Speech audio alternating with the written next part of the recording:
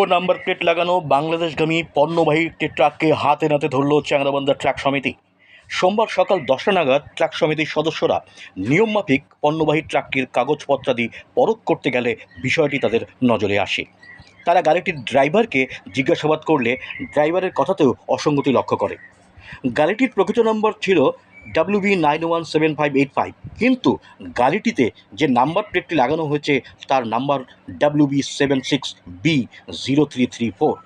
গাড়িটিকে চ্যাংড়াবান্ধা ট্রাক সমিতির সদস্যরা আটক করে।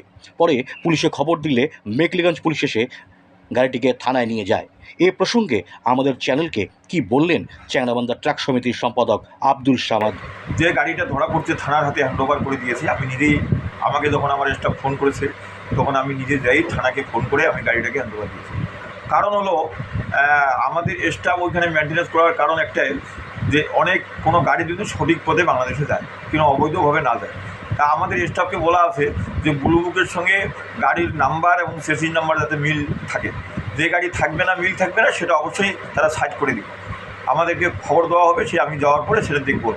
তা আমি যা দেখলাম, সত্যিই ড্রাইভারকেও জিজ্ঞাসা করছি, আমার স্টাফ ভিডিও করেছে।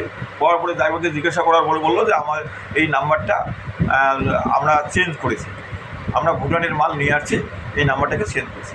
এর জন্য আমরা ওই গাড়িটাকে বাইর করে আমাদের ট্রাক ওনাদের স্টেশনের সামনেই রেখেছি। তারপরে পুলিশ এসে পুলিশের হাতে হ্যান্ডওভার দিয়েছি, এটা নিয়ে যাবে।